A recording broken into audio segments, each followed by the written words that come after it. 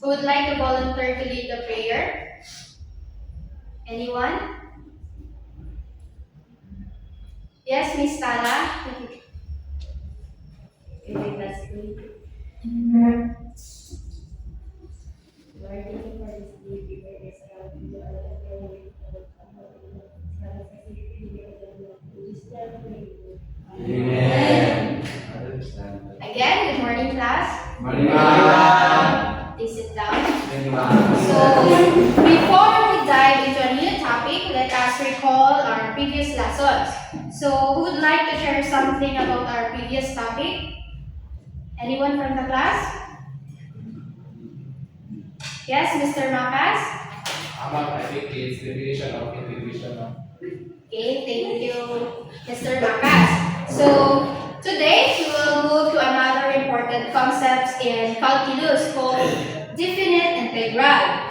So before we start our discussion, this is the learning objectives. So first, by the end of the lessons, the students will be able to first explain the process of definite integral. Second is to perform the substitution and solve definite integrals. And last is to share the usefulness definite integrals to real-life situation. So first, what is definite integrals? So definite integrals is a concept in calculus that represents the exact area under the curve of the function between two given limits on the x-axis. So this is the current problem. So everyone, please read. Imagine a farmer who wants to build a garden beside a fence. The boundary of the garden follows a curved path represented by the function y equals x squared from x is equal to 2 to x is equal to 4. Okay, thank you. So now I have a question.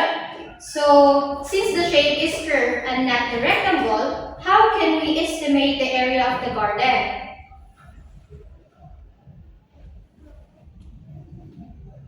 Everyone from the class? Anyone? Yes, Miss Anabi? I think, ma'am, we could draw rectangles under the curve and add them up. Okay, that's correct. Now think about this. If I use only two big rectangles, will the estimate be very accurate? Or what if I use 100 thin skinny rectangles? Which one will be the closer to the real area? Anyone? Yes, Mr. Mamatan? So, 100 rectangles because they fit the curve better.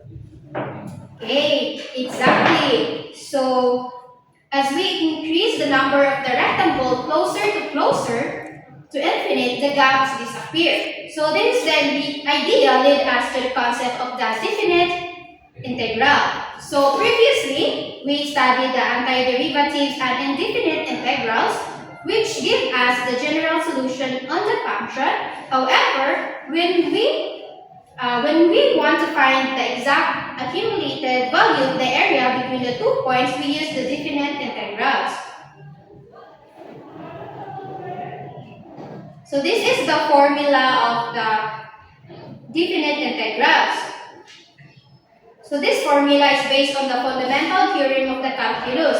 So this is the B here represent the upper limit and the A represent the lower limit. So the fx is represent the function, then the dx is indicates the integration with respect to the x.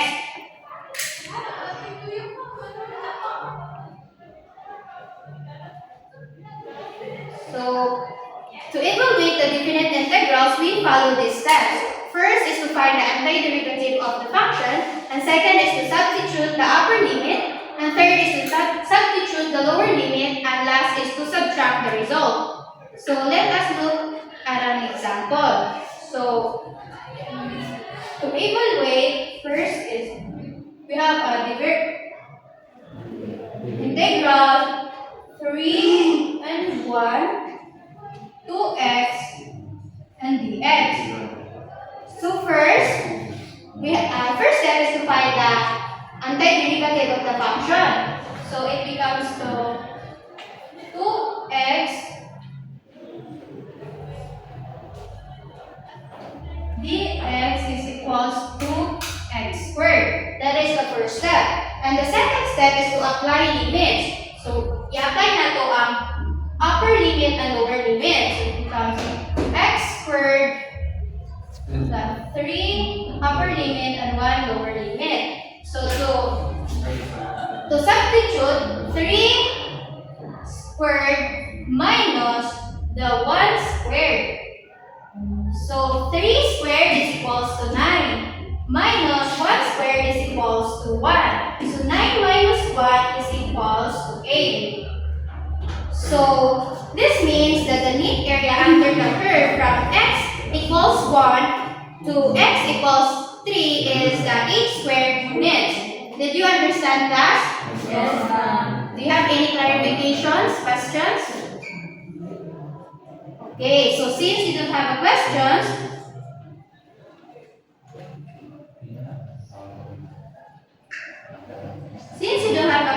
so before we try on your own, let's do a quick check. So I have the 3 questions. So first, what does the definite integrals represent? Anyone from the class? Yes? Mr. Luciano? Good morning, ma'am. So, what does the definite integral represent? So, it represents the exact area under a curve between 2 given limits on the x-axis. Okay, thank you, Mr. Luciano. The next question is, what do the symbols A and B represent? Yes, Miss Ganuhay? So, I believe A represents the lower limit and B is the upper limit of integration. That's correct. Next is, how do we evaluate the definite integral? Anyone? Yes, Mr. Mamatan? So by finding the antiderivative of the function and substituting the upper and lower limits, then subtracting the results. Okay, thank you, Mr. Mamatan. So since you already understand how to find the antiderivative and apply the limits, it seems that all you are now ready to try solving problem on your own. So again, definite integrals help us to determine the exact accumulated value or area under the curve within the specific interval. So now let's proceed to the activity. So everyone get 1/2 crosswise of yellow paper and solve the given problem individually. You will be given the 5 minutes to complete the solutions. So after the time is over, one volunteer will present their answer or her answer on the board and explain the step-by-step solution in the class.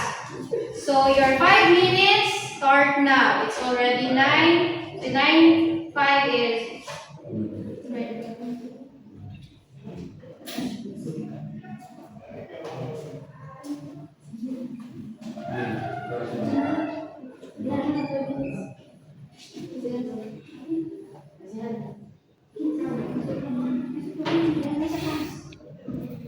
Pila na.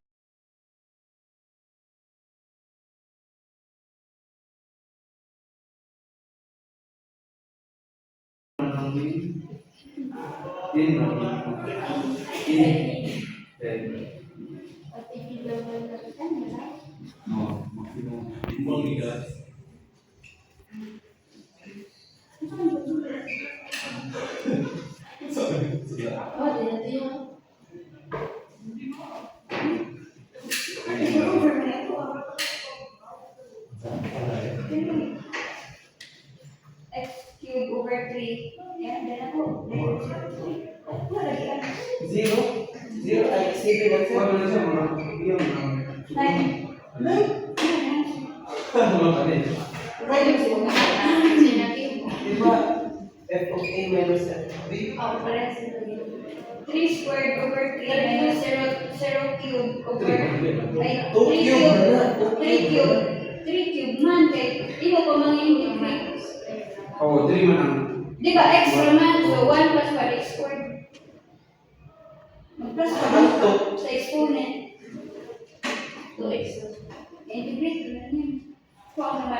So kaning Kanang x squared squared, na. may x cube. So may So, 3 cube. Oh, 3 cube plus ang Ano na kita?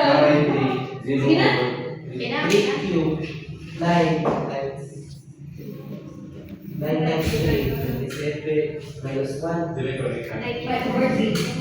Ay, Dili ko rin ka. minus Minus 0 cube over 3. 0 0 cube cube. 0 ka na over. over over 2.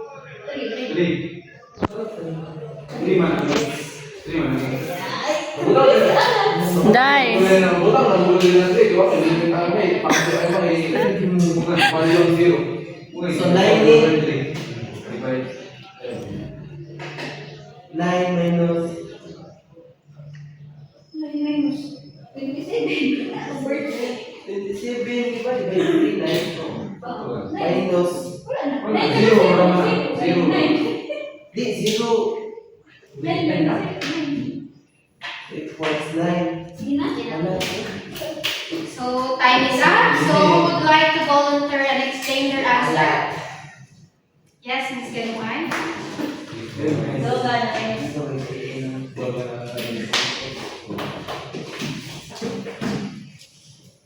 So, as what Mom discussed, first, let's write the definite integral. So, the definite integral is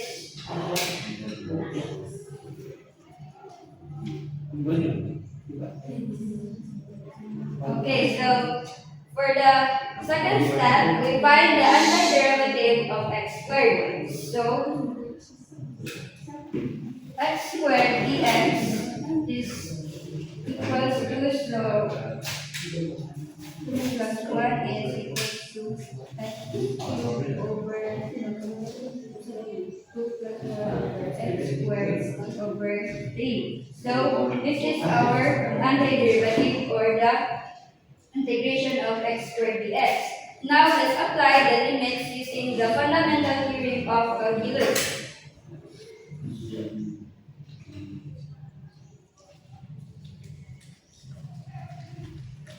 Then let's substitute the limits. So 3 cubed over 3 x minus.